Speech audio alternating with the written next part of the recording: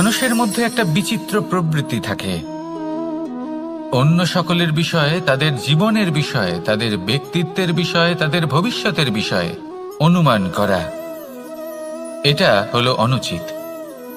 কারোর অতীতকালকে দেখে লোকে ভবিষ্যৎ বলে দিতে পারেন, বর্তমানকে দেখে ভবিষ্যতের বিষয়ে অনুমান করে ফেলেন। উদাহরণ দিতে হলে বলবো, কোনো দাসকে দেখুন, ওকে দেখে লোকে বলে যে ওর ভবিষ্যৎ সেটাই হতে পারে, অনুমান করে ফেলেন। আর এই রাজাকে দেখুন, উনি তো কত সুখী হবেন, উনি তো জগতের সব থেকে অধিক সুখী মানুষ, কত সুখ সুবিধা আছে ওনার কাছে, ধারণা করে ফেলেন। তবে সত্য তো এটাই যে কারোর ব্যক্তিত্বের বিষয়ে, তাদের ভবিষ্যতের বিষয়ে আপনি পূর্ণ সত্য কখনোই বলতে পারবেন না, শুধু অনুমান করতে পারবেন। আর এই অনুমান করে সত্যি কোনো লাভ হয় না, কারণ এই কাল সেটা হলো অত্যন্ত শক্তিশালী।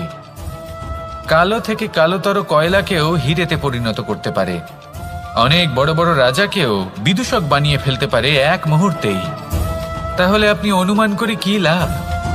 কি পেলেন অনুমান করে?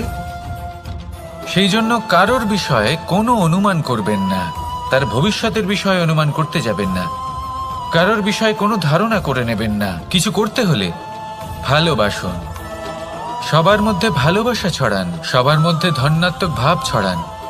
এই মন প্রসন্ন হয়ে বলবে, রাধা রাধা।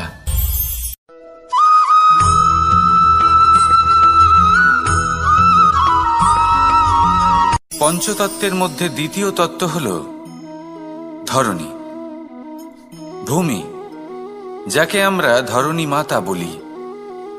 এই ধরণী ধৈর্য ধারণ করে, আর এর ওপরেই আমাদের সমগ্র সংসার নির্ভরশীল। কারণ এই ভূমি সহ্য ক্ষমতা রাখে, এর সহ্য ক্ষমতা হলো অপরিসীম। সন্তান যতই আঘাত প্রদান করুক না কেন, প্রেম পূর্বক সহ্য করে, আর তার বদলে অমূল্য রত্ন প্রদান করে। সন্তান যদি হাল চালায়, তাহলে তার বদলে তাকে অন্ন প্রদান করে। এটাই হলো ধরণী।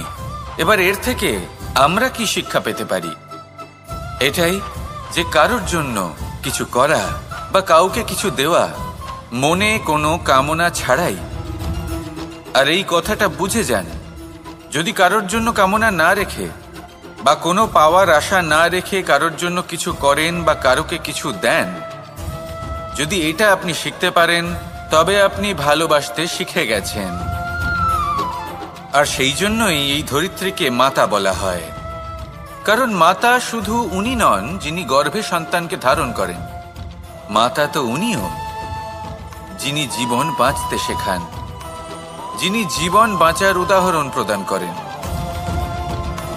তাহলে ধরণীর থেকে এই নিঃস্বার্থ ভাব শিখুন, নিঃস্বার্থ ভালোবাসা শিখুন, আর এই ভালোবাসার সাথেই বলুন, রাধা রাধা।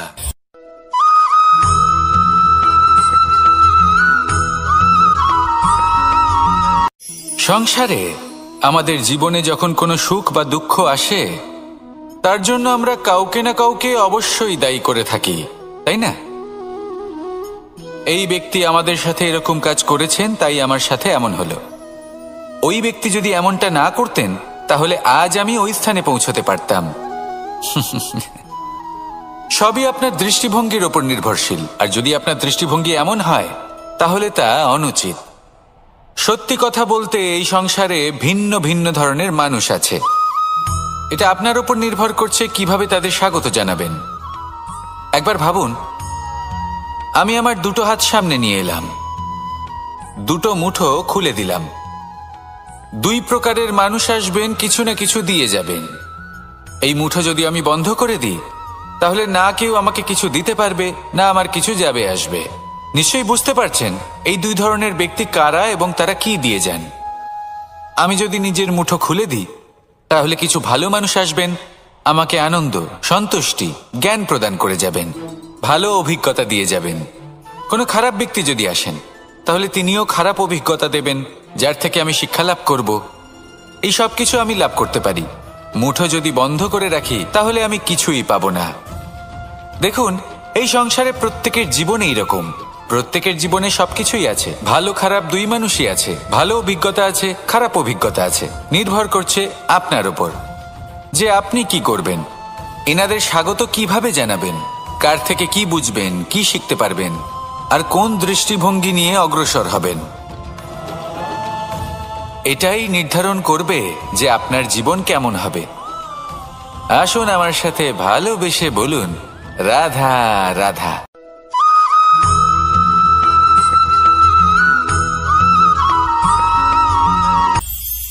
এটা হলো ধান গাছ।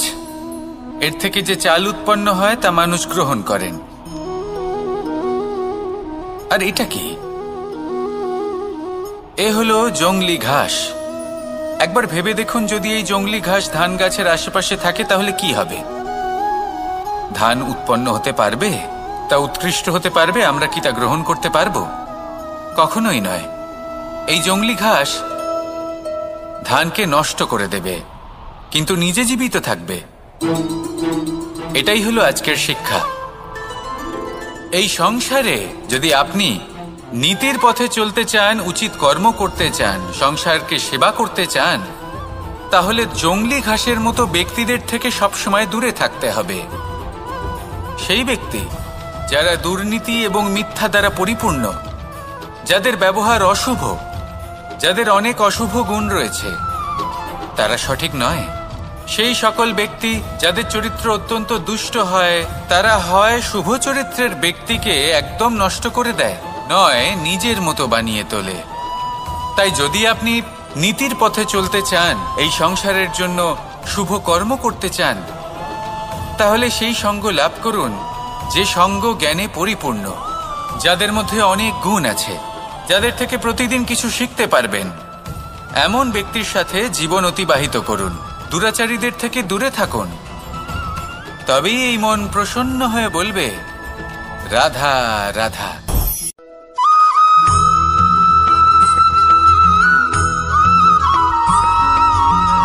মানুষের মানসিকতা এমন হয় যে সে যতটা করে আশা করে যে তার থেকে অনেক বেশি তার বদলে সে পাবে। দেখুন, সবকিছুই আপনার ভাবনা চিন্তার উপর নির্ভর করছে। আপনি যদি ফলের বিষয়ে ভেবে কর্ম করতে থাকেন তাহলে সেটা অনুচিত। জীবনের আসল আনন্দ হলো নিজের কর্ম করতে থাকা, ফলের চিন্তা করা উচিত নয়। যদি আপনি এরকম ভাবেন যে আমি এতটা করছি, আমার এতটা পাওয়া উচিত, সেই ভাবনা অনুচিত।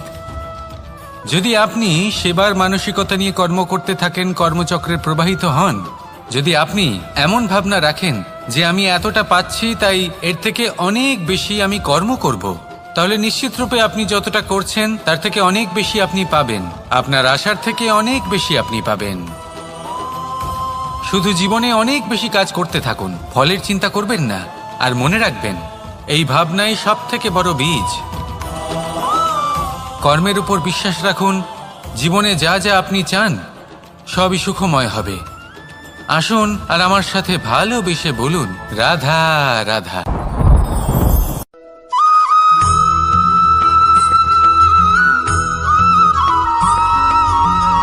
আপনি কখনো কোনো বাজকে নিজের বাসা বানাতে দেখেছেন? এই বাজ যখনই কোনো বাসা বানায় তখন উঁচু গাছের ডালে বা কোনো পর্বতের শিখরে বাসা বানায়, অনেক উচ্চতায়। আর সেখানে তার সন্তানও জন্মগ্রহণ করে। যখন এই সন্তানেরা জন্মায় তখন এই বাজ খুবই ভালোবেসে এবং খুব সাবধানে এদের পালন পোষণ করে। নিজের ঠোঁট দিয়ে তাদের ঠোঁটে খাবার পরিবেশন করে। কিন্তু যেই সেই সন্তানেরা হৃষ্টপুষ্ট হয়ে যায় এবং সেই কথা বাজ নিজে বুঝতে পেরে যায়, সেই বাজ নিজেই সেই বাসা ছিন্ন ভিন্ন করে দেয়।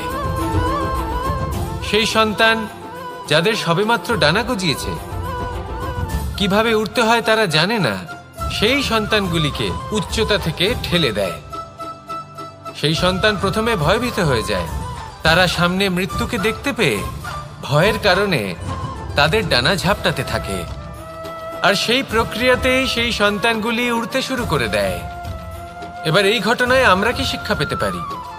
এটাই, যদি আপনি মাতা পিতা হন তাহলে নিজের সন্তানকে অবশ্যই স্নেহ করুন, কিন্তু তাদেরকে নিজের আঁচলের তলায় বেঁধে রাখবেন না। যদি আপনি চান আপনার সন্তান জীবনে উন্নতি করুক, তাহলে নিজের মুঠো থেকে তাদের স্বতন্ত্র করে দিন। এই সংসারে সংঘর্ষ করতে দিন। সেই সন্তান নিজেই বুঝতে পারবে যে জন্মের সময় পাওয়া ডানা কি করে ব্যবহার করতে হয়। আর আপনার চোখের সামনে আপনার সন্তান এই আকাশে উড়তে থাকবে। তাহলে আসুন আমার সাথে ভালোবেসে বলুন, রাধা রাধা।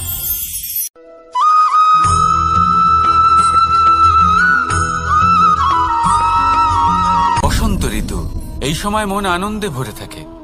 এমন মনে হয় যেন আমরা আকাশে বিচরণ করতে চলে যাই, কিন্তু সেটা তো সম্ভব নয়। সেই জন্য হয়তো আমরা ঘুড়ি ওড়াই, এই ঘুড়িকে নিজেদের প্রতিরূপ মনে করে। এবার অনেক মানুষ আছেন যারা ঘুড়ি ওড়ান, কিন্তু এই কর্মের সারমর্ম কি সেটা কজন বুঝতে পারেন? আপনি এটা মনে করুন যে আপনি হলেন সেই ঘুড়ি, আর এই সুতো যিনি ধরে রয়েছেন তিনি হলেন পরমাত্মা। আর এই সুতো যেখান থেকে শুরু হয় সেই লাটাই হলো আমাদের কর্মচক্র। এবার আপনি নিজেই অনুমান করুন যে এই উড়ান কার ওপর নির্ভরশীল? পরমাত্মার ওপর আর আপনার কর্মের ওপর। যদি পরমাত্মা আপনার হাত ধরে থাকেন, আপনার সাথে থাকেন, যদি আপনি শুভ কর্ম করতে থাকেন, আপনি এই আকাশে উড়তে থাকবেন। কিন্তু কোথাও যদি পরমাত্মার সাথে এই বন্ধন ছিন্ন হয়, আপনার কর্মচক্র খারাপ হয়ে যায় বা থেমে যায়, তাহলে আপনার এই ঘুড়ি কেটে যাবে আর দূরে কোনো গাছের ডালে গিয়ে আটকে যাবে। তাই শুধুমাত্র ঘুড়ি ওড়াবেন না, তার থেকে শিখুন। পরমাত্মার সাহচর্যে থাকুন, সবসময় শুভ কর্ম করতে থাকুন আর সবসময় এই আকাশে উড়তে থাকুন। আসুন আর আমার সাথে ভালোবেসে বলুন, রাধা।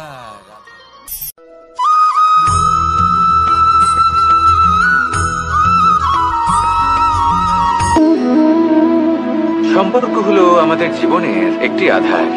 কিছু সম্পর্ক এমন যা আমরা জন্মসূত্রে লাভ করি, যেমন পরিবার, মা, বাবা। কিছু সম্পর্ক আছে যা আমরা জীবনে অর্জন করে থাকি, তা সে প্রেমের হোক, স্নেহের হোক বা বন্ধুত্বের। এই সকল সম্পর্ক লাভ করার বা গড়ে তোলার 5টি ধাপ রয়েছে। প্রথম ধাপ, কোনো ব্যক্তির সাথে আলাপ হওয়া, তার সাথে কথা বলা বা তাকে দেখা। দ্বিতীয় ধাপ, সে ব্যক্তিকে আমাদের ভালো লাগা। তৃতীয় ধাপ, আমাদের এটা চাইতে শুরু করা যে জীবনে এই ব্যক্তি যেন আমাদের বন্ধু হন, আমাদের জীবনে থাকেন, বা আমাদের কাউকে ভালোবেসে ফেলা আর এটা আমাদের ভাবা বা চাওয়া যে সেই ব্যক্তি যেন আজীবন আমার সাথে থাকেন, আমার জীবনে আমার সাথী হয়ে। চতুর্থ ধাপ, লাভ করা। এবার এই ধাপটি অনেক মানুষের পক্ষেই খুবই সরল হয়, বড়ই সরলভাবে নিজেদের সঙ্গীকে লাভ করে থাকেন। কিছু মানুষের জন্য এই ধাপ অত্যন্ত কঠিন হয়ে থাকে। অনেক প্রতিকূল পরিস্থিতির উপর জয়লাভ করে তারা সঙ্গীকে লাভ করেন, কিন্তু লাভ অবশ্যই করেন। এরপরে আসে পঞ্চম, অন্তিম এবং সবথেকে গুরুত্বপূর্ণ ধাপ।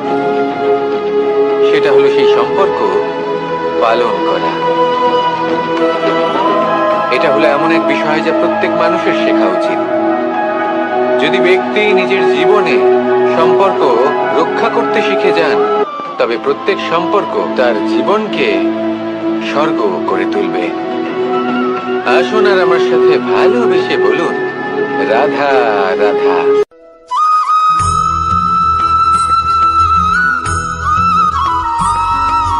জীবনে যখন কোনো ব্যক্তি নিজের লক্ষ্য প্রাপ্তির জন্য নিরন্তর পরিশ্রম করতে থাকেন, চেষ্টা করতে থাকেন, তখন তিনি কষ্ট অনুভব করেন।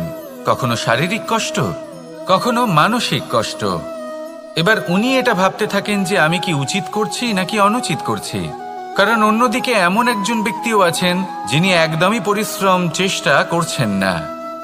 তিনি মদিরা পান করেন, বিলাসিতায় জীবন কাটান, অলস প্রকৃতির হয়ে ওঠেন, নিদ্রাতে বিলীন হয়ে থাকেন আর ভাবেন যে তিনি সুখ লাভ করছেন। কিন্তু এরকম কেন হয়? কারণ যখন আমরা সৎ পথে থাকি, উচিত পথে চলি, লক্ষ্য প্রাপ্ত করার জন্য চেষ্টা করতে থাকি, তখন আমাদের ভেতরে থাকা নেতিবাচক শক্তি এবং পাপ এই দেহকে ত্যাগ করে দেয়।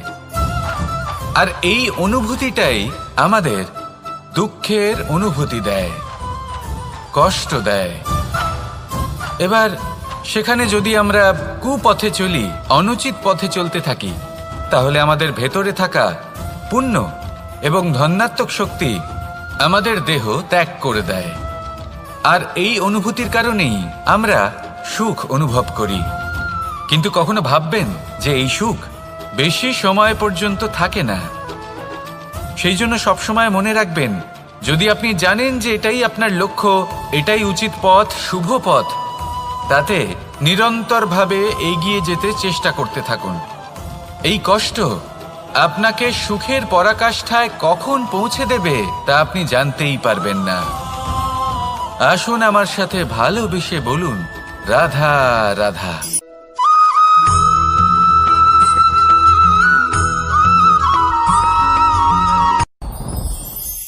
সাথী। সাথী এই শব্দটির ব্যাখ্যা কে কিভাবে করে? মিত্র, সখা, বন্ধু। কিন্তু অর্থ একটাই, তিনি যিনি আপনার সঙ্গী হন আর তিনি যার সাথী আপনি হন। এবার সব থেকে বড় প্রশ্ন হলো এটাই যে তিনি কে হতে পারেন যাকে আপনি আপনার সাথী বলে মেনে নিতে পারেন, নিজের সখা, নিজের মিত্র, নিজের বন্ধু মেনে নিতে পারেন। আপনার সাথী হলেন তিনি যিনি দুঃখের সময় আপনার পাশে থাকবেন, আপনার হাত ধরে থাকবেন। আপনার সাথী হলেন তিনি যার হাত আপনি নিজের সুখের দিনে ধরে থাকবেন। সেই সাথীরই হাত ধরুন যিনি দুঃখে সবসময় আপনাকে সাহায্য করার জন্য তৎপর হয়ে থাকেন, আপনার পাশে থাকেন, আর যাকে সুখের দিনে আপনি আপনার সাথে রাখতে পারেন।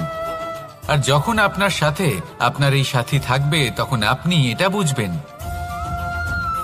যে যখন জীবনে দুঃখ আসে, তখন এই দুঃখ কমে যায়, সবার মধ্যে ভাগ হয়ে যায়। আর যদি তখন সুখ আসে, তাহলে সেটা সবার উপস্থিতিতে আরো বেড়ে যায়। এটাই হলো প্রেম, এটাই হলো ভালোবাসা, এটাই হলো সঙ্গ। যেমন সম্পর্ক আমার আর রাধার মাঝে। তাহলে আসুন আর আমার সাথে ভালোবেসে বলুন, রাধা রাধা।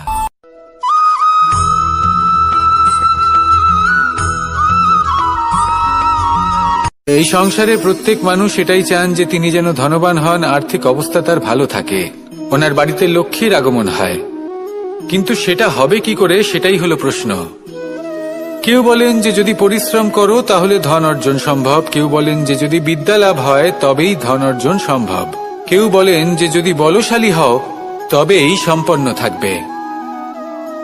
ভালো কথা, যদি তাই হয়ে থাকে, তবে দিনমজুর সারা দিন পরিশ্রম করেন, তিনি কেন ধনী হন না? অনেকজন বিদ্বান মানুষ আছেন এই সংসারে, তারা কেন ধনবান হন না? অনেক সংখ্যক বলশালী ব্যক্তি আছেন, তাদের কাছে ধন নেই কেন? তাদের কেন ধনের অভাব হয়? আবার এমনও কিছু মানুষ আছেন যারা পরিশ্রম করেন, তারা দিনমজুর, কিন্তু তারা ধন অর্জন করতে পারেন। কিছু বিদ্বান ব্যক্তি আছেন যাদের কাছে অধিক মাত্রায় ধন রয়েছে, কয়েকজন বলশালী ব্যক্তি রয়েছেন যাদের কাছে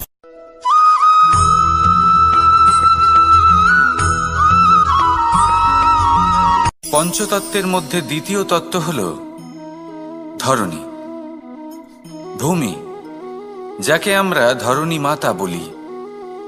এই ধরণী ধৈর্য ধারণ করে, আর এর ওপরেই আমাদের সমগ্র সংসার নির্ভরশীল। কারণ এই ভূমি সহ্য ক্ষমতা রাখে, এর সহ্য ক্ষমতা হলো অপরিসীম। সন্তান যতই আঘাত প্রদান করুক না কেন, প্রেম পূর্বক সহ্য করে, আর তার বদলে অমূল্য রত্ন প্রদান করে। সন্তান যদি হাল চালায়, তাহলে তার বদলে তাকে অন্ন প্রদান করে। এটাই হলো ধরণী। এবার এর থেকে আমরা কি শিক্ষা পেতে পারি? এটাই যে কারোর জন্য কিছু করা বা কাউকে কিছু দেওয়া মনে কোনো কামনা ছাড়াই। আর এই কথাটা বুঝে যান, যদি কারোর জন্য কামনা না রেখে বা কোনো পাওয়ার আশা না রেখে কারোর জন্য কিছু করেন বা কারোকে কিছু দেন, যদি এটা আপনি শিখতে পারেন তবে আপনি ভালোবাসতে শিখে গেছেন। আর সেই জন্যই এই ধরিত্রীকে মাতা বলা হয়, কারণ মাতা শুধু উনি নন যিনি গর্ভে সন্তানকে ধারণ করেন, মাতা তো উনিও যিনি জীবন বাঁচতে শেখান, যিনি জীবন বাঁচার উদাহরণ প্রদান করেন। তাহলে ধরনীর থেকে এই নিঃস্বার্থ ভাব শিখুন, নিঃস্বার্থ ভালোবাসা শিখুন, আর এই ভালোবাসার সাথেই বলুন রাধা রাধা।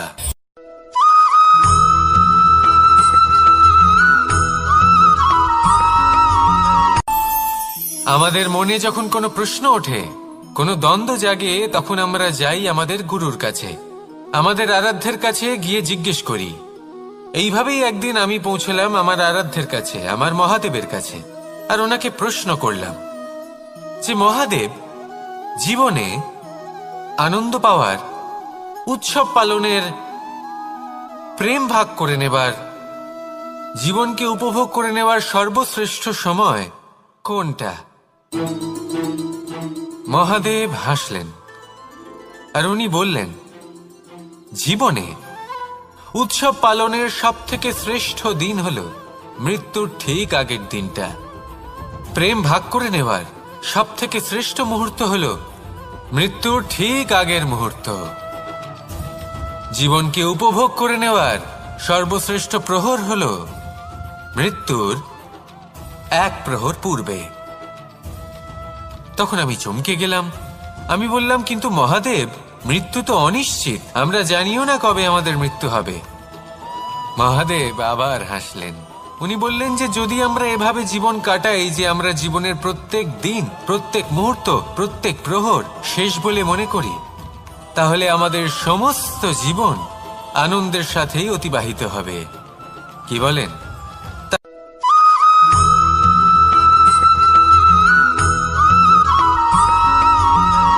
সংসারে আমাদের জীবনে যখন কোনো সুখ বা দুঃখ আসে, তার জন্য আমরা কাউকে না কাউকে অবশ্যই দায়ী করে থাকি, তাই না? এই ব্যক্তি আমাদের সাথে এরকম কাজ করেছেন, তাই আমার সাথে এমন হলো। ওই ব্যক্তি যদি এমনটা না করতেন, তাহলে আজ আমি ওই স্থানে পৌঁছতে পারতাম। সবই আপনার দৃষ্টিভঙ্গির ওপর নির্ভরশীল, আর যদি আপনার দৃষ্টিভঙ্গি এমন হয়, তাহলে তা অনুচিত। সত্যি কথা বলতে, এই সংসারে ভিন্ন ভিন্ন ধরনের মানুষ আছে।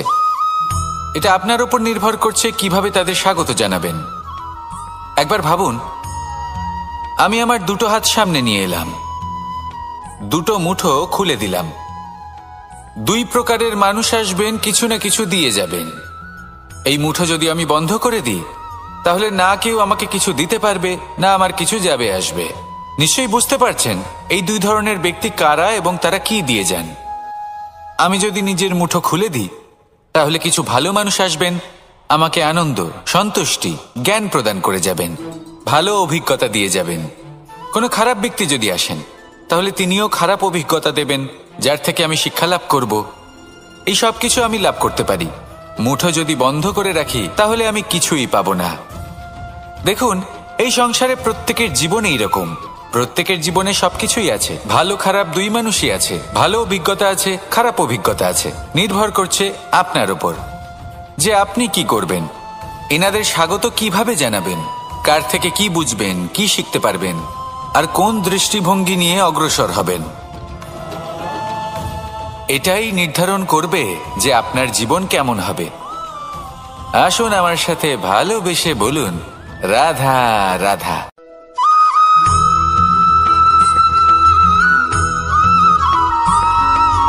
জীবনে অগ্রসর হওয়ার জন্য আমাদের কাকে প্রয়োজন হয়? মাতা পিতা, বন্ধু, প্রেম, সাহায্য, অর্থ, পরিশ্রম, আশা। ভিন্ন ভিন্ন মানুষ ভিন্ন ভিন্ন বিকল্প চয়ন করে। যদি আমি আপনাকে বলি, তাহলে জয় আর পরাজয়ের মন্ত্র দুটো শব্দের উপর নির্ভর করে, মেনে নেওয়া আর দৃঢ় হওয়া। যদি মেনে নেন, তাহলে হেরে যাবেন। যদি দৃঢ় হন, তাহলে নিশ্চিত রূপে জয়ী হবেন। যদি কখনো আপনি ক্লান্ত হয়ে ওঠেন, আপনি দুঃখী হন, পুরোপুরি ভেঙে পড়েছেন, তখন মেনে নেবেন না যে আপনি ভেঙে পড়েছেন, নয়তো হেরে যাবেন। তখন উল্টে স্থির করবেন যে যাই হয়ে যাক না কেন, আমি জয়ী হবই। আর আপনি দেখবেন যে জয় নিশ্চিত রূপে আপনার কাছেই আসবে। তাহলে এই কথা মনে রাখবেন আর আমার সাথে ভালোবেসে বলবেন, রাধা রাধা।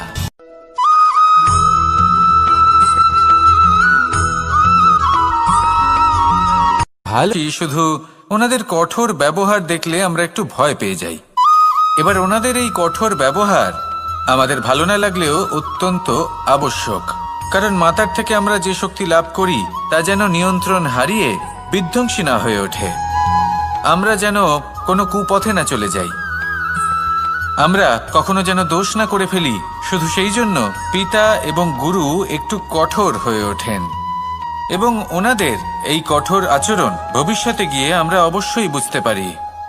জীবনে কিছু বছর আমরা এগিয়ে যাই আর তারপর আমরা বুঝতে পারি যে বাবা এবং গুরু আমাদের যথেষ্ট ভালোবাসতেন, কিন্তু ওনাদের ভালোবাসার বহিঃপ্রকাশ আলাদা।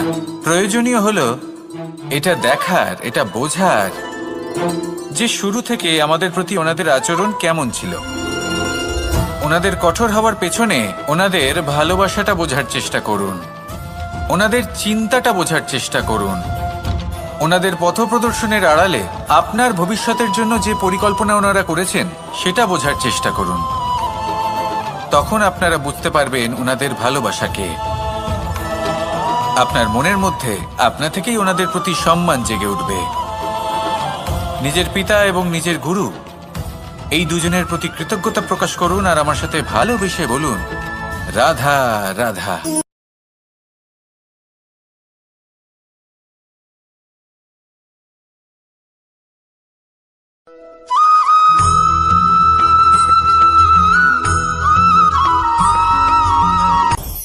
আপনি কখনো পর্বতের শিখরে উঠেছেন? আপনি দেখতে পাবেন পর্বতের পদতলে প্রচুর সুন্দর ফুল রয়েছে, সবুজ বনানী রয়েছে। যত আপনি ওপরে উঠতে থাকবেন তত ফুল কমতে থাকবে, সবুজ বনানী কমতে থাকবে। আরো কিছুটা ওপরে উঠলে কাঁটা জাতীয় গাছ দেখতে পাবেন, শুকনো গাছ দেখতে পাবেন। আরো যদি ওপরে ওঠেন তাহলে পাষাণ দেখতে পাবেন। আরো ওপরে উঠলে হিমখণ্ড দেখতে পাবেন।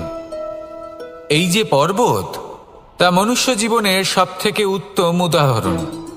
মানুষ যখন সাফল্যের শিখরে পৌঁছতে চান, মহানুভবতার শিখরে পৌঁছতে চান, পথে যত আস্তে আস্তে উপরে উঠতে থাকেন ততই ভৌতিক বস্তু তার থেকে বিচ্ছিন্ন হতে থাকে। যদি তিনি সেই ভৌতিক বস্তুগুলি ত্যাগ না করতে পারেন তাহলে কখনোই সেই স্থানে পৌঁছতে পারবেন না। আর মানুষ যদি উচিত ত্যাগ করতে পারেন, পথে অগ্রসর হতে থাকেন, এগোতে থাকেন, তাহলে একদিন না একদিন তিনি মহানুভবতার, জ্ঞানের, সাফল্যের হিমের স্বাদ অবশ্যই লাভ করবেন। মনে রাখবেন, মানব জীবনে ত্যাগ হলো অত্যন্ত গুরুত্বপূর্ণ অংশ। আসুন আমার সাথে ভালোবেসে বলুন, রাধা রাধা।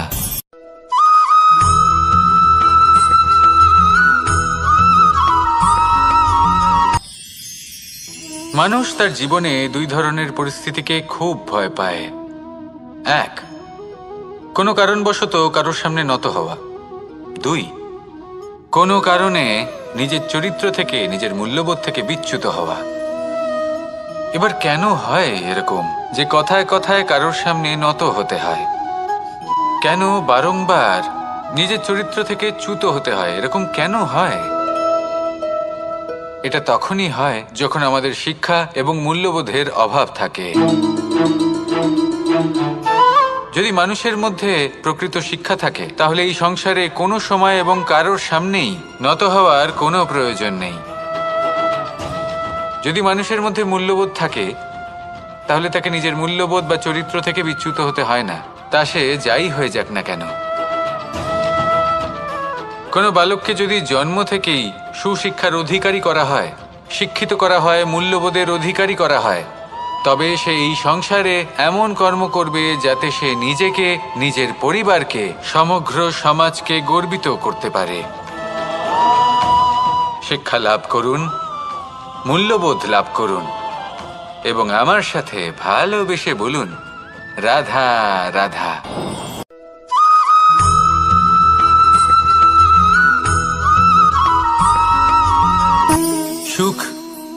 দুঃখ এবং শক্তি। এই তিন হলো এই সংসারের ত্রিদেবের মতো। আমাদের জীবনে যা কিছু ঘটছে এই তিনটির ভিত্তির উপরেই হচ্ছে। আসলে এই সংসারের একটা নিয়ম আছে, যখনই আপনি কিছু লাভ করেন এই সংসার আপনার পরীক্ষা নেয়। এটা জানার জন্য আপনার পরীক্ষা নেয় যে আপনি যা কিছুই লাভ করেছেন আপনি কি আদৌ সেটার যোগ্য কিনা। ঠিক সেইভাবেই এই সুখ, দুঃখ এবং শক্তি আপনার পরীক্ষা নিয়ে থাকে। যখন সুখ আসে তখন সে আপনার পরীক্ষা নেয় যে আপনার মধ্যে অহংবোধ জাগ্রত হয়নি তো। যদি অহংবোধ চলে আসে তাহলে সুখ সেখানেই সঙ্গ ত্যাগ করে। দুঃখ আপনার ধৈর্যের পরীক্ষা নিতে থাকে, আর যদি আপনার মধ্যে ধৈর্য না থাকে তাহলে এটা আপনাকে আরো বেশি দুঃখের গভীর অন্ধকারে ঠেলে দেবে। সেখানে শক্তি পরীক্ষা নেয় আপনার বিনম্রতার। যদি আপনি বিনম্র না হন তাহলে হয় এই শক্তি আপনার সঙ্গ ত্যাগ করবে, নয় এই শক্তি বিনম্রতার অভাবে আপনার পতনের কারণ হতে পারে। এই সংসারে যে কোনো ব্যক্তি যিনি এই পরীক্ষায় উত্তীর্ণ হয়ে থাকেন এই জীবনে তিনি সাফল্য লাভ করেন। আসুন আমার সাথে ভালোবেসে বলুন, রাধা রাধা।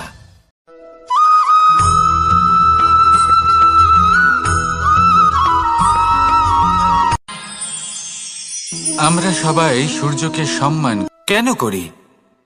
কারণ আমরা জানি যে সন্ধেবেলা যখন সূর্যাস্ত হবে তখন শুধুমাত্র অন্ধকার বাকি থাকবে। ঠিক কিছুটা এরকমই হয় আমাদের মাতা পিতাও, যিনি আমাদের জন্ম দেন, আমাদের ভরণ পোষণ করেন, আমাদের বড় করেন, আমাদের প্রেম প্রদান করেন। কখনো কখনো তাদের মুখ থেকে কটু কথা নিঃসৃত হয়, আমাদের দুঃখ হয়, কিন্তু তখন আমাদের এটা বোঝা উচিত এগুলি নিঃসৃত হচ্ছে আমাদেরই মঙ্গলের জন্য। যেমন সূর্যদেব, উনিও উত্তাপ দিয়ে থাকেন আমাদেরই মঙ্গলের জন্য, যাতে ফসল পাকতে পারে, যাতে জল বাষ্প হয়ে মেঘ হতে পারে, বৃষ্টি হতে পারে, আর এই সংসারে নিরন্তর জলের প্রবাহ থাকে।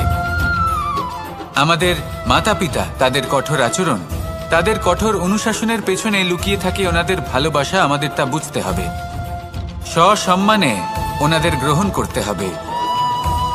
কারণ ঠিক সূর্যাস্তের পরে যেমন চতুর্দিক অন্ধকারচ্ছন্ন হয়ে যায়, তেমনি আমাদের জীবন থেকে যখন আমাদের মাতা পিতা চলে যায় তখন আমাদের জীবনেও শুধু এবং শুধুমাত্র অন্ধকারই ছেয়ে থাকে। সেই জন্য নিজের মাতা পিতাকে সম্মান করুন, ওনাদের ভালোবাসা প্রদান করুন। এই মন আর এই জীবন প্রসন্ন হয়ে বলবে, রাধা রাধা।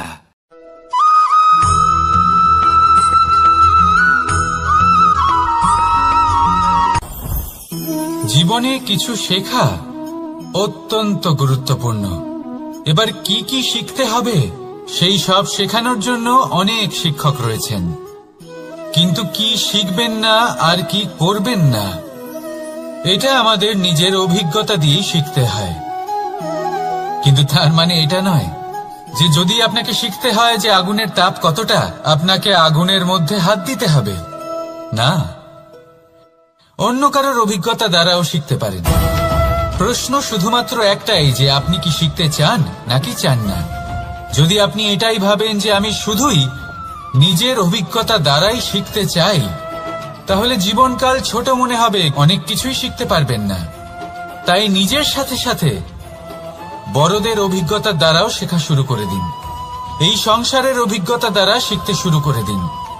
আর এটা নিশ্চিত রূপে শেখা আবশ্যক যে কখন কি করবেন না, কোথায় থামতে হবে আর কোথায় থামবেন না।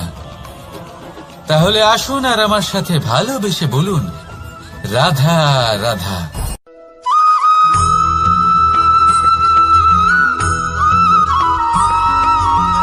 এই সংসারে সবথেকে বেশি কোমল বস্তু হলো রেশম।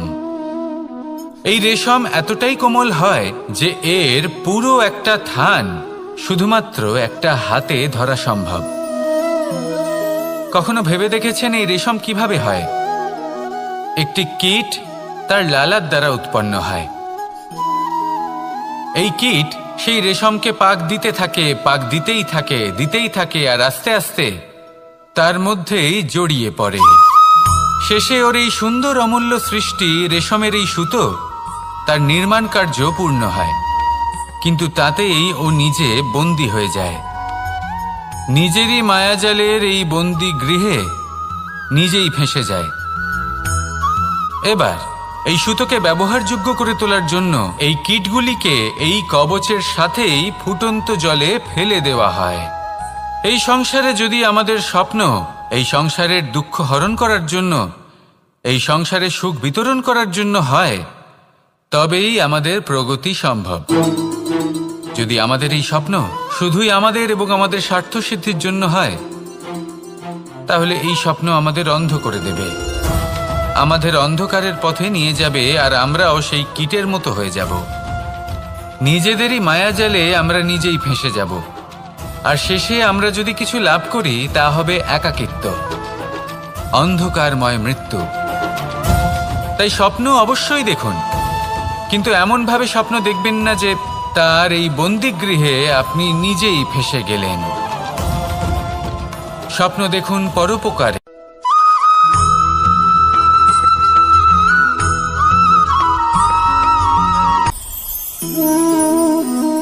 শক্তি এক অত্যন্ত বিচিত্র বস্তু, বা বলতে পারেন অনুভূতি। পিতা সবসময় চান যেন তিনি তার শক্তি পুত্রকে। আসুন আপনাকে সহজে বোঝাই। যদি আপনি সুপাত্র হন আর আপনাকে শক্তি দেওয়া হয়, তাহলে আপনি সেই শক্তির গুরুত্ব বুঝবেন, কোথায় সেই শক্তি প্রয়োগ করা উচিত সেটা বুঝবেন। আর এটা যেহেতু অর্জন করা শক্তি হবে, সেই শক্তির অপব্যবহার হবে না।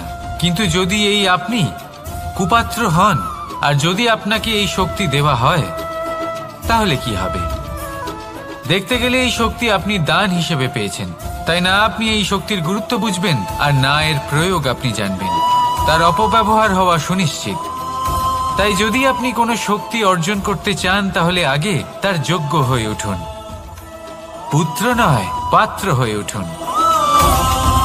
আর আমার সাথে ভালোবেসে বলুন, রাধা রাধা।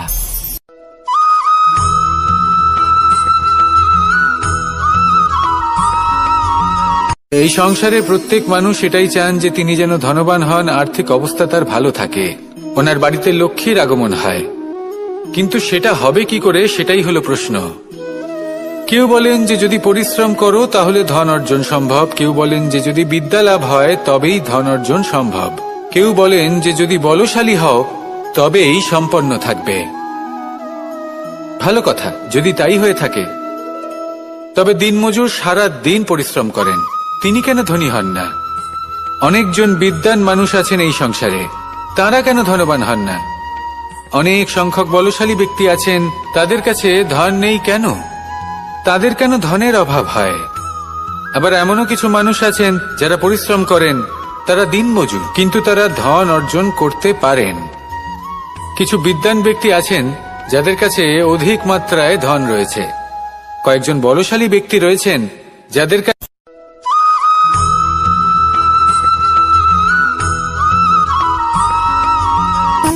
সুখ, দুঃখ এবং শক্তি, এই তিন হলো এই সংসারের ত্রিদেবের মতো।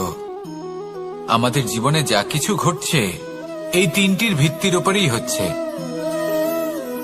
আসলে এই সংসারের একটা নিয়ম আছে, যখনই আপনি কিছু লাভ করেন, এই সংসার আপনার পরীক্ষা নেয়।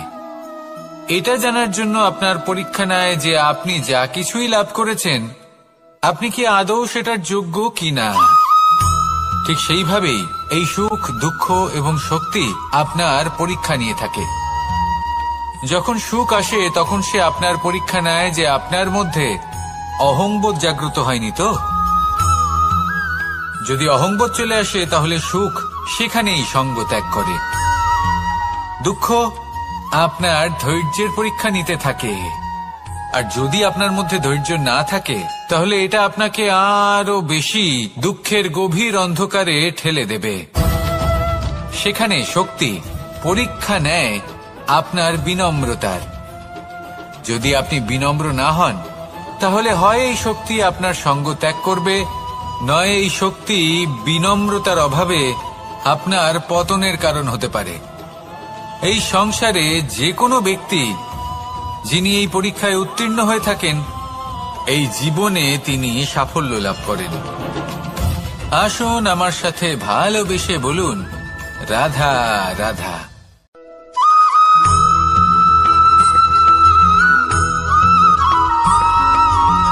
পঞ্চতত্ত্বের মধ্যে দ্বিতীয় তত্ত্ব হল ধরণী, ভূমি, যাকে আমরা ধরণী মাতা বলি। এই ধরণী ধৈর্য ধারণ করে, আর এর ওপরেই আমাদের সমগ্র সংসার নির্ভরশীল। কারণ এই ভূমি সহ্য ক্ষমতা রাখে, এর সহ্য ক্ষমতা হল অপরিসীম। সন্তান যতই আঘাত প্রদান করুক না কেন, প্রেম পূর্বক সহ্য করে, আর তার বদলে অমূল্য রত্ন প্রদান করে। সন্তান যদি হাল চালায়, তাহলে তার বদলে তাকে অন্ন প্রদান করে। এটাই হলো ধরণী। এবার এর থেকে আমরা কি শিক্ষা পেতে পারি? এটাই যে কারোর জন্য কিছু করা বা কাউকে কিছু দেওয়া মনে কোনো কামনা ছাড়াই। আর এই কথাটা বুঝে যান, যদি কারোর জন্য কামনা না রেখে বা কোনো পাওয়ার আশা না রেখে কারোর জন্য কিছু করেন বা কারোকে কিছু দেন, যদি এটা আপনি শিখতে পারেন, তবে আপনি ভালোবাসতে শিখে গেছেন। আর সেই জন্যই এই ধরিত্রীকে মাতা বলা হয়। কারণ মাতা শুধু উনি নন যিনি গর্ভে সন্তানকে ধারণ করেন, মাতা তো উনিও যিনি জীবন বাঁচতে শেখান, যিনি জীবন বাঁচার উদাহরণ প্রদান করেন। তাহলে ধরণীর থেকে এই নিঃস্বার্থ ভাব শিখুন, নিঃস্বার্থ ভালোবাসা শিখুন, আর এই ভালোবাসার সাথেই বলুন, রাধা রাধা।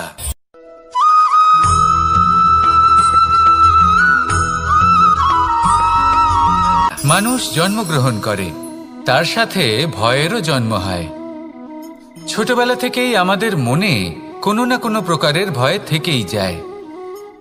কেউ এই বিষয়ে ভয় পায় যে তার কোনো বস্তু তার থেকে দূরে চলে যাবে, কেউ এই বিষয়ে ভয় পায় যে আমি নিজেকে হারিয়ে ফেলব, কেউ এই ভেবে ভয় পায় যে আমার প্রিয়জনেরা তারা যেন আমার থেকে দূরে না চলে যায়, কেউ এই ভেবে ভয় পায় যে আমরা যেন পথ না হারিয়ে ফেলি, আদি ইত্যাদি। কিন্তু সত্যি কথা বলতে, ভেবে দেখুন এই ভয় বাস্তবে কি? শুধুই একটা মনস্থিতি, আর কিছুই নয়। যা কিছু আপনি জীবনে পেয়েছেন তা একদিন আপনাকে হারাতে হবে। এই জীবন হলো আপনারই, কিন্তু তাও একদিন সমাপ্ত হবে। তাই ভয় পেয়ে কি লাভ? এই ভয় শুধু আপনাকে জীবন যাপন করা থেকে বাধা দিচ্ছে, আর কিচ্ছু নয়। পথ হারিয়ে ফেললেই বুঝতে পারবেন যে নতুন পথ কিভাবে বানাতে হয়। কিছু মানুষকে জীবন থেকে হারালে তবেই আপনি বুঝবেন যে আপনার আপনজনকে। এই ভয়ের কারণে ভীত হয়ে থাকবেন না। এই তারা নক্ষত্র অন্ধকারের অভাবে গুরুত্ব হারায়। শিবকেও মহাদেব হবার জন্য বিষপান করতে হয়েছিল। প্রত্যেক পরিস্থিতি, প্রত্যেক সাফল্য আপনার পরীক্ষা নেবে, তাতে উত্তীর্ণ হওয়া হলো আপনার কর্ম। যখনই আপনি ভয় পাবেন বা সংকটের সম্মুখীন হবেন, তখন সাহসের সাথে তার সম্মুখীন হন। মনে রাখবেন, যে সম্মুখীন হতে জানে, সাফল্য তার সাথে সবসময় থাকে। আসুন আর আমার সাথে ভালোবেসে বলুন, রাধা রাধা।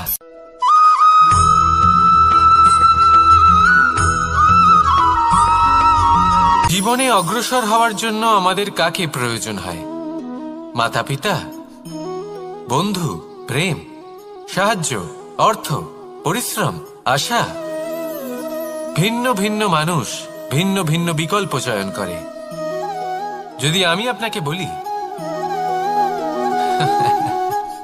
তাহলে জয় আর পরাজয়ের মন্ত্র দুটো শব্দের উপর নির্ভর করে, মেনে নেওয়া আর দৃঢ় হওয়া।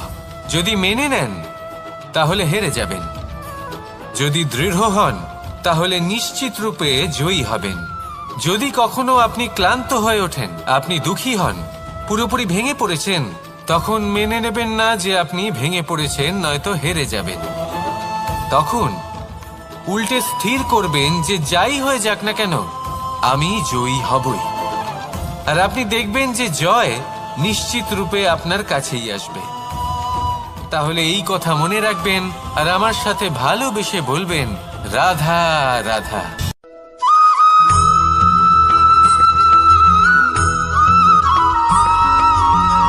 এই সংসারে কোনো বস্তু হোক বা ব্যক্তি হোক, তার একার গুরুত্ব কিন্তু খুব বেশি নয়। একটা উদাহরণ হিসেবে বৃষ্টির ফোঁটাকে ভেবে দেখুন।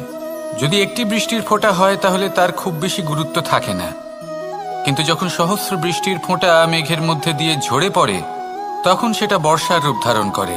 সেই বর্ষা যা এই প্রকৃতিকে শান্ত করে। সেইভাবেই পাথরের ছোট টুকরো, তার খুব বেশি গুরুত্ব থাকে না, কিন্তু যখন অসংখ্য পাথরের টুকরো একত্রিত হয় তখন তা পর্বতের আকার ধারণ করে। সেইভাবেই কিছু মানুষ যখন একত্রিত হন তখন তৈরি হয় পরিবার, কিছু পরিবার যখন একত্রিত হয় তখন তৈরি হয় সমাজ, যখন অনেক সংখ্যক সমাজ একত্রিত হয় তখন তৈরি হয় রাজ্য। এবার এই রাজ্যের সবথেকে গুরুত্বপূর্ণ ব্যক্তি হতে পারেন রাজা, কিন্তু তাও সেই রাজা একা কিছু করতে পারেন না। যুদ্ধ লড়ার সময় তারও নিজের সৈন্যদলকে প্রয়োজন পড়ে। কিন্তু এই সংসারে এমন একজন ব্যক্তি আছেন যিনি একাই সব কাজ করতে থাকেন, এবং সেই ব্যক্তি হলেন মা। আমাদের জীবনে একজন পিতার ভূমিকা কিন্তু নিঃসন্দেহে অমূল্য, কিন্তু আমাদের সকলের জীবনে যে ভূমিকা একজন মায়ের তা অন্য কারোর থাকে না। একজন মা একাই সন্তানকে বড় করতে পারেন, সংস্কারী করে তুলতে পারেন, তার জন্য পরিশ্রম করেন। আর এত কিছু কাজ করার পরেও তার কাজের জন্য তিনি প্রশংসা অবশ্য পান না। উল্টে যদি সেই সন্তান অনুচিত পথে চালিত হয়, অনুচিত কর্ম করে, তখন সেই মাকেই অপবাদের পাত্র হয়ে উঠতে হয়। আমাদের জীবনে মায়ের যোগদান কতটা সেটা বুঝুন। আপনাকে বড় করে তোলার জন্য উনি কতটা পরিশ্রম করেছেন সেটা বুঝুন। আজ থেকে, এখন থেকে, এই মুহূর্ত থেকে মাকে সম্মান করতে শিখুন। যখন সময় পাবেন, যখন সুযোগ হবে, তখন তার প্রশংসা করুন, ওনারও ভালো লাগবে। আর মায়ের এই মমতার জন্য, তার এই ভূমিকার জন্য আসুন সবাই মিলে আমরা তাকে প্রণাম করি, আর সকলে মিলে ভালোবেসে বলি, রাধা রাধা।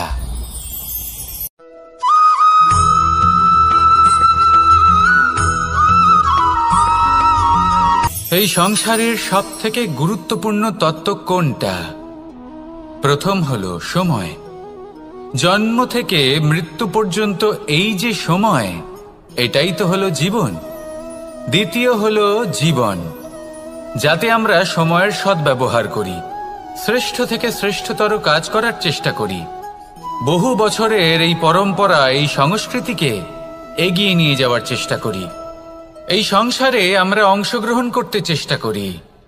তৃতীয় হলো ধন, সেই ধন যা প্রত্যেক ব্যক্তি অর্জন করতে চেষ্টা করেন। এবার এই তিনটি তত্ত্বের মধ্যে একটা সামঞ্জস্য আছে, সমান ব্যাপার আছে। সে ধনই হোক বা সময় হোক বা হোক জীবন। আর সেই সমান ব্যাপার হলো যে যদি আপনি এটা গণনা করতে থাকেন তাহলে তা কমতে থাকে, যদি আপনি এটা ব্যবহার করেন তাহলে তা বাড়তে থাকে। একে সংগঠিত করে রাখতে চেষ্টা করলে এ হাত থেকে ফসকে যায়, কিন্তু যদি আপনি একে সামলে রাখতে শিখে যান তাহলে এমন কাজ করবেন যাতে সংসারের সাথে সাথে পরবর্তী প্রজন্ম লাভবান হবে। যদি কিছু শিখতে চান তাহলে সামলাতে শিখুন, গণনা করা বা সংগঠিত করা নয়। আসুন আর আমার সাথে ভালোবেসে বলুন, রাধা রাধা।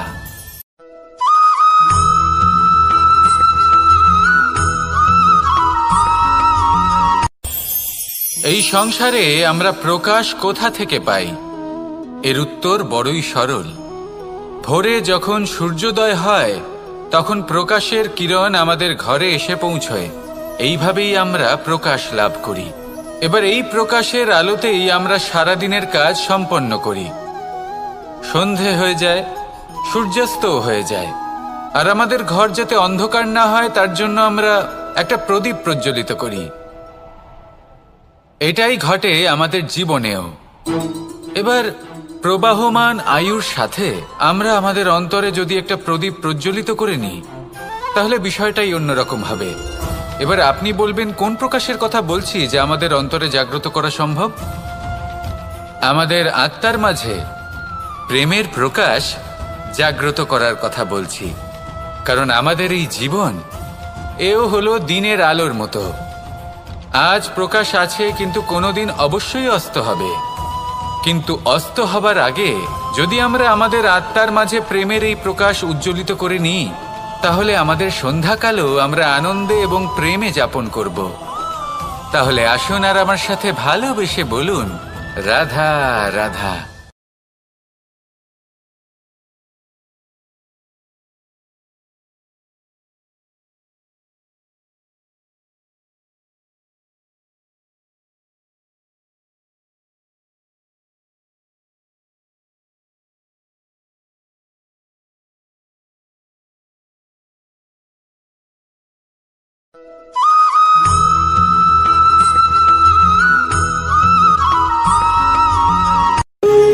যখন মানুষের মৃত্যু হয় তখন কি হয়? অনেক সংখ্যক মানুষ শোক পালন করতে চলে আসেন। যে ব্যক্তি মৃত্যু লাভ করেছেন তার অনেক বস্তু থাকে যেগুলো তার প্রিয়, যেগুলো তিনি ব্যবহার করেছেন। তার শয্যা, তার বস্ত্র, তার আভূষণ সবকিছু তার থেকে বিচ্ছিন্ন করা হয় এবং খালি হাতে তাকে শ্মশানের উদ্দেশ্যে রওনা করা হয়। আমি আপনাকে এই প্রশ্ন করতে চাই, আপনি এই সংসারে কি অর্জন করেছেন? ধন সম্পত্তি, বস্ত্র, আভূষণ, এই সবকিছু যে আপনি অর্জন করেছেন আপনার মৃত্যুর পরে তা আপনার থেকে দূর হয়ে যাবে। এর উত্তর হলো একটাই, আপনার কর্ম। শুধু সেটাই আছে যা একান্ত আপনার, আর শুধু সেটাই এই সংসার থেকে চলে যাওয়ার পরেও সংসারেই জীবিত থাকবে। যদি আপনি দুষ্কর্ম করেন তাহলে এই সংসার আপনাকে একটি অনুচিত উদাহরণ হিসেবে মনে রাখবে যে এই ব্যক্তি খুব পাপী ছিল, অনুচিত কর্ম করতেন। যে পথে তিনি চলেছেন সেই পথে কারোর চলা উচিত নয়। সেখানেই যদি আপনি সৎকর্ম করেন তাহলে সংসার চিরকাল এটাই বলবে যে খুব ভালো মানুষ ছিলেন, সবাইকে ভালোবাসতেন, সবাইকে সাহায্য করতেন, আমার খুব প্রিয় মানুষ ছিলেন। এটাই হলো শ্রেষ্ঠ কর্ম। সেই জন্য জীবনে শুধুমাত্র ধন সম্পত্তি, আভূষণ এই সব অর্জন করতে গিয়ে নিজের মনোনিবেশ করবেন না। শ্রেষ্ঠ কর্ম করুন। সংসার থেকে চলে যাওয়ার পরেও এই কর্মই এই সংসারে আপনাকে জীবিত রাখবে। আসুন আমার সাথে ভালোবেসে বলুন, রাধা রাধা।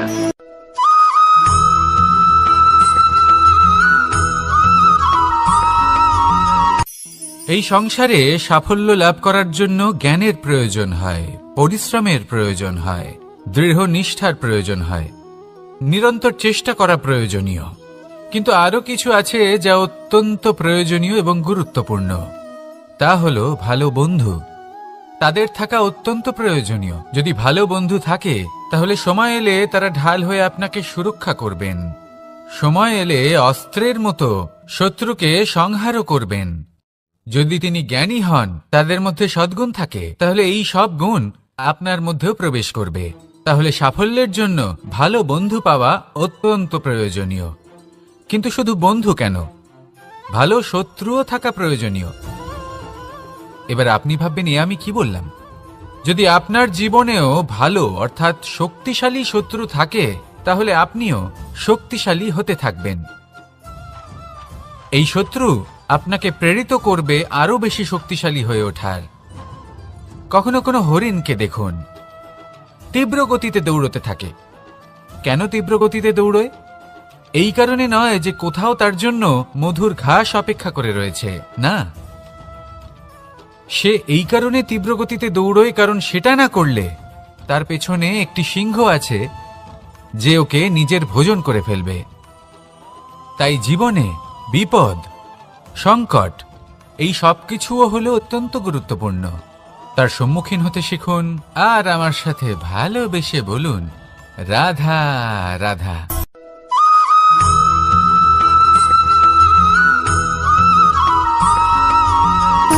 সুখ, দুঃখ এবং শক্তি, এই তিন হলো এই সংসারের ত্রিদেবের মতো।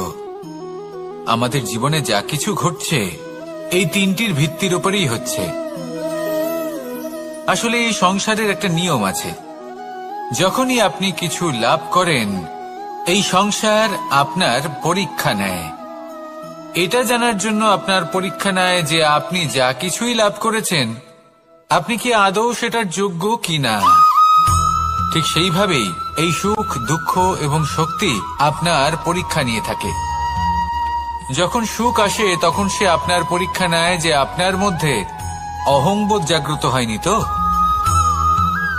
যদি অহংবোধ চলে আসে তাহলে সুখ সেখানেই সঙ্গ ত্যাগ করে। দুঃখ আপনার ধৈর্যের পরীক্ষা নিতে থাকে, আর যদি আপনার মধ্যে ধৈর্য না থাকে তাহলে এটা আপনাকে আরো বেশি দুঃখের গভীর অন্ধকারে ঠেলে দেবে। সেখানে শক্তি পরীক্ষা নেয় আপনার বিনম্রতার। যদি আপনি বিনম্র না হন তাহলে হয় এই শক্তি আপনার সঙ্গ ত্যাগ করবে, নয় এই শক্তি বিনম্রতার অভাবে আপনার পতনের কারণ হতে পারে। এই সংসারে যে কোনো ব্যক্তি যিনি এই পরীক্ষায় উত্তীর্ণ হয়ে থাকেন এই জীবনে তিনি সাফল্য লাভ করেন। আসুন আমার সাথে ভালোবেসে বলুন, রাধা রাধা।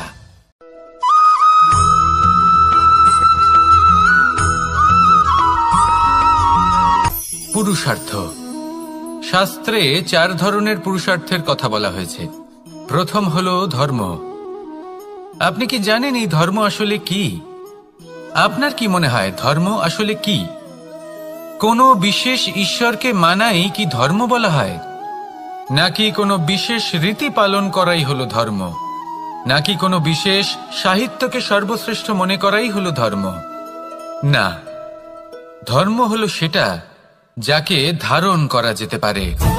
আর ধারণ শুধু সেটাই করা যায় যা পবিত্র। পবিত্র শুধু তাকেই বলা হয় যা নিঃস্বার্থ, যার মধ্যে শাসন করার কোনো ইচ্ছে নেই, যা সরলভাবেই প্রবাহমান, জল এবং বায়ুর মতো। যখন কোনো ব্যক্তি ধর্মকে ধারণ করেন এবং সেই ধর্ম সেই ব্যক্তিকে রক্ষা করে তখন তাকে ধর্ম বলা হয়। ধর্ম যা রক্ষা করে অহংকার থেকে, খারাপ চিন্তার হাত থেকে। সেই জন্য পুরুষার্থ গড়ে তোলার আগে, ধর্ম পালন করার আগে ধর্মের প্রকৃত অর্থ কি সেটা বুঝে নিন। এটা জেনে রাখুন যে সমস্ত ধর্মের আধার, সমস্ত ধর্মের ভিত শুধুমাত্র ভালোবাসা।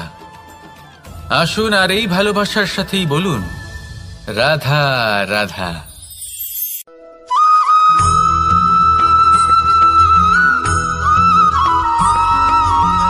এই সংসারে সবথেকে বেশি কোমল বস্তু হলো রেশম।